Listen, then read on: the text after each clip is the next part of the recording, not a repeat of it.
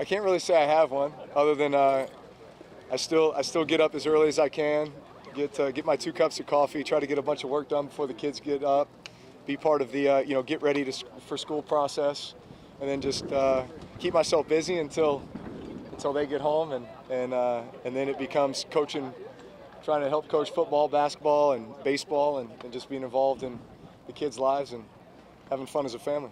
Are you having to tell the mind that there's no football to do reflexively? Yeah, I would say that. I mean, obviously, this would be a big training time. Mid-April, getting ready for the start of off-season. So yeah, there would definitely be a big focus on training and throwing and that kind of thing. This has given me a chance to get into some other things that I otherwise wouldn't be doing. Mountain biking, e-foiling, some stuff that's probably would not be in my contract, but it's been fun to try some of that other stuff. Drew, how much do you think you'll miss it? Oh, I know I'll miss it. And honestly, it's a big reason why I took advantage of the opportunity to sign with NBC and be a broadcaster for Notre Dame games with Mike Tirico and do the in-studio work for Football Night in America, is to stay connected with the game, to stay connected with the coaches and the players and all those relationships that I've been able to build, throughout my career, but also a way to maybe just fill that void that I know will come by not being a player anymore. I'm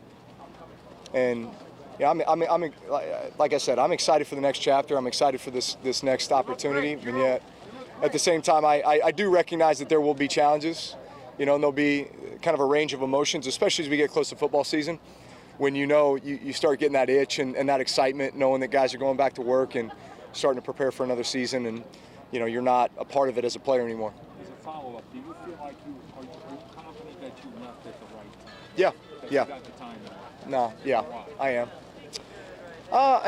Listen, there's always that balance, and we could sit here and talk for hours about. My philosophy has always been that as long as I was having fun, able to stay healthy, and play at a high level, that I would play. And at the same time, there's also that balance of family, and my son Balin is going to be in 7th grade next year, and you begin to think about those other priorities in your life, and my time with my wife and my family is so valuable and so important, and I know it's finite from the perspective of once they leave the roost, that's there's only this finite amount of time that you have them in the house, and so family was a big part of that, and also just feeling like it was time. I was ready to move on. I was ready for the next chapter in my life. What are some of you mentioned mountain biking, coaching, are there things you've done that you would not have done in a previous spring that you've had to? Yeah, listen, there's every decision I've made over the last 20 years is what puts me in the best position to succeed as an NFL quarterback. And so that was my training, that was my recovery, that was what I can and can't do in regards to the risks that I can take or not take. Just knowing that I had a responsibility to my team and the organization to be their quarterback and be durable and be present and be around and just take care of that responsibility. That was priority number one. And even with your family, literally when training camp starts, that was my wife saying goodbye and realizing that this is now a 7-month commitment that's coming up where we don't get a chance to see you very much, and you don't get to see the kids very much, and it's the reality of our job, and that's players and probably even more so for coaches during the season. So there are sacrifices that come along with that. Is there anything else on that sort of bucket list that you did right away? Snow skiing. I went snow skiing with the kids. I haven't been snow skiing in 25 years. Last time I was 17 years old, and then I hurt my knee playing football in high school that year, and so I missed that time to ski. And then I got a scholarship to Purdue, and I was like, well, I don't want to ski anymore because I don't want to take the chance of doing something stupid. And then that just became the theme for the next 25 years as a football player. And again, that was one of those decisions that I had to make as, hey, is this a risk that I'm willing to take because my priority is football right now? You put on your analyst hat and break down Jameis Winston and Taysom Hill as yeah. potential Listen, I'm excited for both those guys. I think both those guys are at a point in their career where they really have a great opportunity to establish themselves. And obviously, Jameis being in a situation where he was a starter for 5 years in Tampa, then comes over and has a chance to learn last year. You know, unfortunately, they didn't get a preseason last year. That would have been, I think, valuable for both of them, just in this offense and in this system. But regardless, both those guys, when they had their opportunity this last year, did a great job. And so only time will tell, but I know this, when you have those two type of guys in the locker room, not only what they bring from their skill set, but they're really great leaders. They set the example by the way that they work and by the way that they prepare. They're loved by their teammates, and I'm excited to see those guys and however this competition plays out. Was there anything about Jameis behind the scenes that impressed you or that you learned about him? The guy loves football. Jameis loves football. I mean, he's really a football junkie, and you know, when you're a starter, or if you have your experience as a starter in the NFL, you typically kind of have your own routine. And so, you know, Jameis had his routine, and he was picking my brain constantly on, hey, what I did and why I did it, and you know, coming over to me after his rep during practice, and hey, what did you see there? How are you reading that play? And just like constant communication, I think constantly trying to kind of better himself and improve and continue to build on his own skill set. And same thing with Teddy Bridgewater when he was here. You know, he was a starter and kind of had his own routine, and yet at the same time, just kind of pick and choosing the things that work for them. And I could not have been more impressed with Jameis, honestly, as a teammate, as a guy in the locker room who I think everybody, I think they admired his love and passion for the game and the way he worked at it, and certainly his desire to be a great player is there, and that's most important. Did you see his reaction, his most emotional reaction? Yeah. He asked about you? Yeah, I did. Listen, you know, that stuff's humbling because I think a huge part of this game and what I'll miss about this game is the relationships that you have in the locker room, and the guys that you get to wake up and see every day.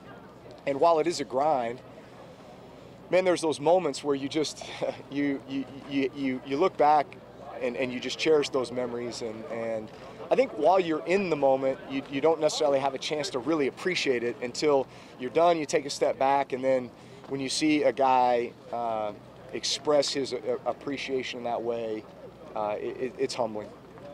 It's humbling. Yeah, I did.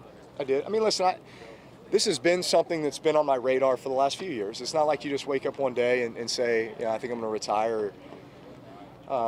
These have been conversations in my house with my wife and with my mentors, and I think it's like once you make the decision that you're going, man, you're all in, right? And then you need that time after every season just to unwind and recharge, and then you reassess, you reevaluate.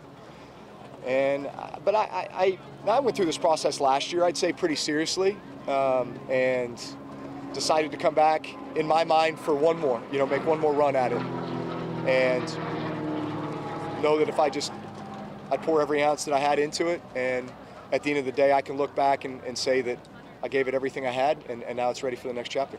Drew, you spent a long amount of time with your family on the field after the last game. Yeah. What was going through your mind there? What did that mean to you? Well, yeah, listen, I knew that was it. Like I said, going into this season, I told myself this would be it. And so, this year with COVID was tough because obviously we didn't have that same interaction with the fans like we normally would in the Superdome. And literally after every home game for the last 4 or 5 years, we've almost created this tradition where all the guys are bringing their kids down on the field. And I'd say our team was pretty unique from the perspective that we had a lot of veteran guys, and we'd all watched our families grow over the years. And so look at the Morsteads with 4 kids and Josh Hill with 4 kids. And I mean, so many other families that, DeMario Davis and others where, these moments after the game were almost just as special as the moments throughout the week in the locker room and on the road trips and in the games themselves. That's where the real personal connections would take place as well. And so we missed that this year, and I felt like, doggone it, my kids are going to get an opportunity to do this one last time. We're going to get out there and we're going to make them shut the lights out on us, which they did about midnight. And you had a number of injuries this year. We heard about a plantar fascia and a labrum. I mean, how serious were these things, and how limited were you this season? There was, I mean, I'll be perfectly honest with you. I only felt 100. I only really felt good in one game. I only felt good in one game, from the perspective of like I had all the tools in my toolbox. So, you know, is limited the word? Is like I had a lot of limitations throughout the season as to what I could and couldn't do, and I recognize that, and that's really hard for a competitor. That's really hard when you know what you should be able to do and yet you can't because of various injuries or things that are taking place with your body, you know. And you know, some of those things are just kind of freak things, like, you know, tear a plantar fascia, you get, you know, damage in the shoulder, you get the broken ribs, right, the punctured lung, you get all this stuff that's going on, this abdominal thing that I was dealing with for pretty much most of the season, that as a quarterback, everything you do is rotation. And when you can't rotate the way that you want, you all of a sudden begin to accommodate in ways, and everything for you kind of narrows, because it's like, well, I know I can't make that throw, I can't make that throw, I can't make that throw, so what's now in my toolbox? And it's harder to play the game that way. It is. And yet, you got to find a way still to get it done.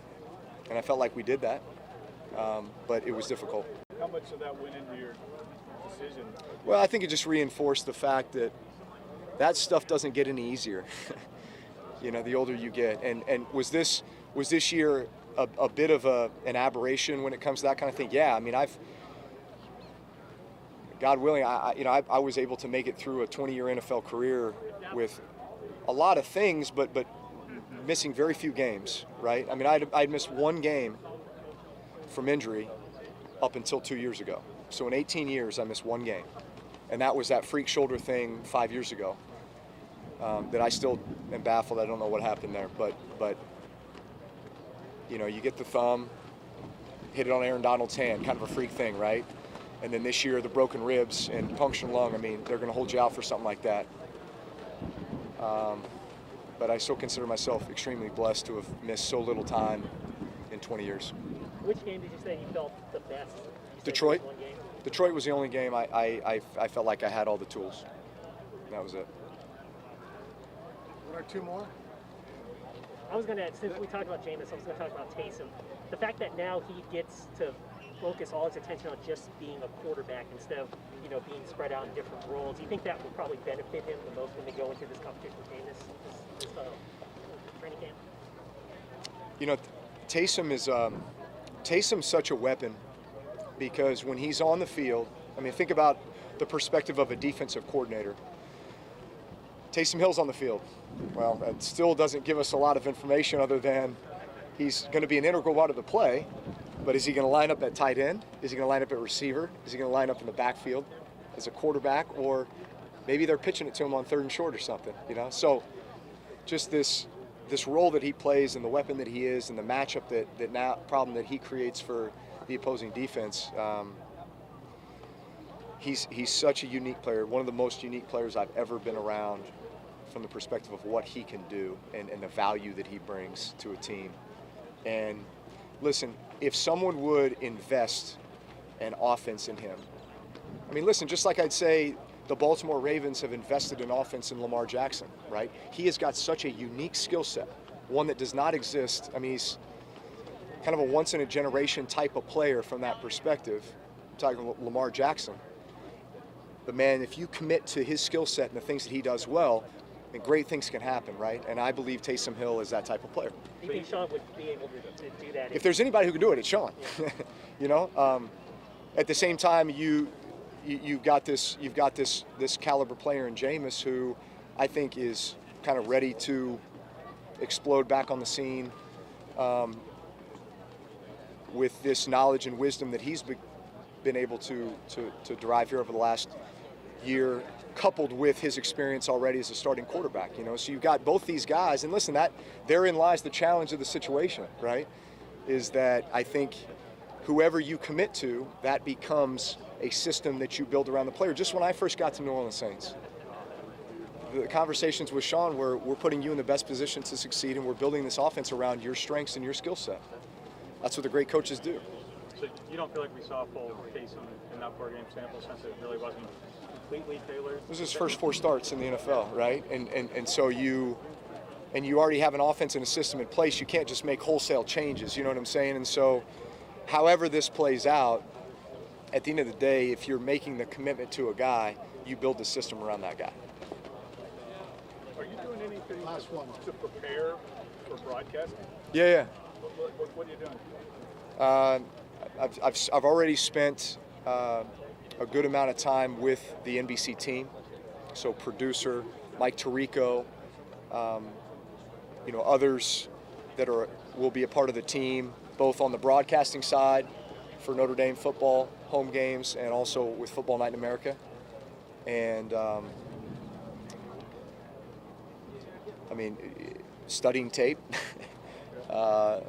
learning the disciplines that go with each of those, broadcasting and in studio, because you really do use different muscles, and it's really they're two different animals.